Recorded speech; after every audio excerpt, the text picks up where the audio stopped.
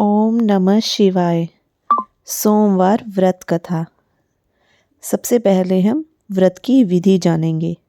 नारद पुराण के अनुसार सोमवार व्रत में व्यक्ति को प्रातः स्नान करके शिव जी को जल और बेलपत्र चढ़ाना चाहिए तथा शिव गौरी की पूजा करनी चाहिए। शिव पूजन के बाद सोमवार व्रत कथा सुननी चाहिए। इसके बाद केवल एक समय ही भोजन करना चाहिए। साधारण रूप से सोमवार का व्रत दिन के तीसरे तक होता है, मतलब शाम तक रखा जाता है। सोमवार व्रत 3 प्रकार के होते हैं: प्रति सोमवार व्रत, सौम्य प्रदोष व्रत और 16 सोमवार का व्रत। इन सभी व्रतों के लिए विधि एक ही होती है। तो आइए अब हम कथा सुनते हैं। ओम नमः शिवाय। एक समय की बात है, किसी नगर में एक साहूकार रहता था। उसके घर में धन की कोई कमी नहीं थी, लेकिन उसकी कोई संतान नहीं थी। इस कारण वह बहुत दुखी था। पुत्र प्राप्ति के लिए वह प्रत्येक सोमवार व्रत रखता और पूरी श्रद्धा के साथ शिव मंदिर जाकर भगवान शिव और पार्वती जी की पूजा करता। उनकी भक्ति देखकर एक दिन माँ पार्वती प्रसन्न हो गई और भगवान शिव से उस साहूकार की मनोकामना पूर्ण करने का आग्रह किया। पार्वती जी की इच्छा सुनकर भगवान शिव ने कहा, हे पार्वती, इस संसार में हर प्राणी को उसके कर्मों का फल मिलता है और जिसके भाग्य में जो हो उसे भोगना ही पड़ता है। लेकिन पार्वती जी ने साहूकार की भक्ति का मान रखने के लिए उसकी मनोकामना पूर्ण करने की इच्छा जताई।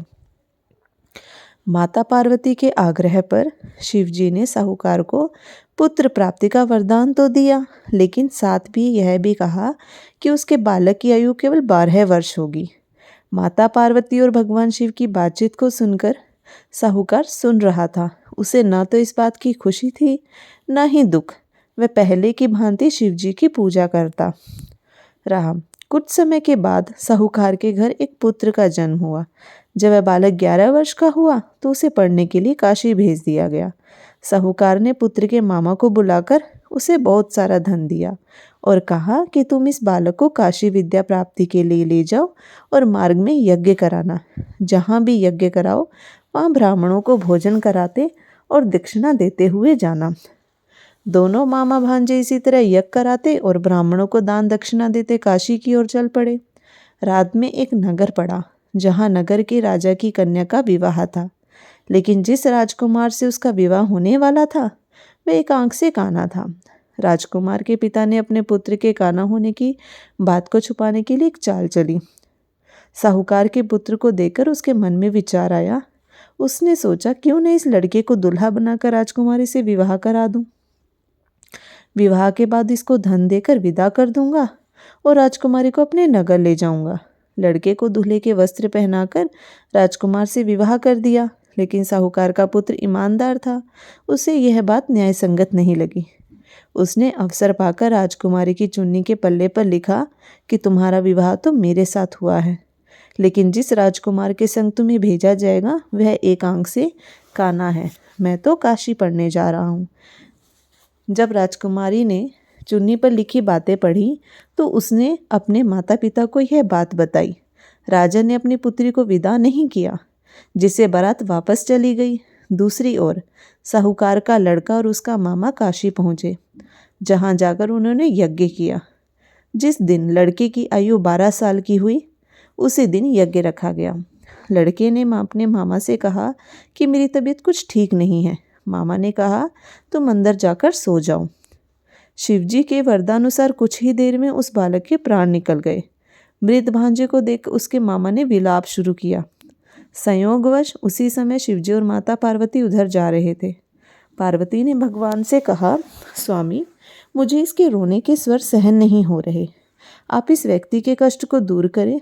जब शिवजी मृत बालक के पास गए तो वह बोले कि यह उसी साहूकार का पुत्र है जिसे मैंने 12 वर्ष की आयु का वरदान दिया। अब उसकी आयु पूरी हो चुकी है। लेकिन मातृभाव से विभोर माता पार्वती ने कहा, हे महादेव, आप इस बालक को और आयु देने की कृपा करें। अन्यथा इसके वियोग में माता पिता इसके भी तड़प तड़प कर मर जाएंगे। माता पार्वती के आग्रह पर भगवान शिव ने उस लड़के को जीवित होने का वरदान दिया। शिव जी की कृपा से वह लड़का जीवित हो गया। शिक्षा प्राप्त करके लड़का मामा के साथ अपने नगर की ओर चल दिया। दोनों चलते हुए उसी नगर में पहुंचे जहां उसका विवाह हुआ था। उस नगर में भी उन्होंने यज्ञ का आयोजन किया।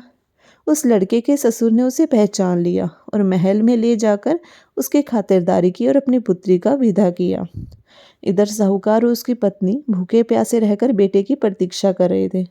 उन्होंने प्रण रखा था कि यदि उन्हें अपने बेटे की मृत्यु का समाचार मिला तो वह भी प्राण त्याग देंगे, परंतु बेटे के जीवित होने का समाचार पाकर वह बेहद प्रसन्न हुए। उसी रात भगवान शिव ने व्यापारी के स्वप्न में आकर कहा, हे श्रेष्ठी, मैंने तेरे सोमवार व्रत करने और व्रत कथा सुनने से प्रसन्न होकर तेरे पुत्र को लंबी आयु प्रदान की है। इसी प्रकार जो कोई सोमवार व्रत करता है या कथा सुनता है या पढ़ता है, उसके सभी दुख दूर होते हैं और समस्त मनोकामनाएं पूर्ण होती हैं। ओम नमः शिवाय। हर हर महादेव।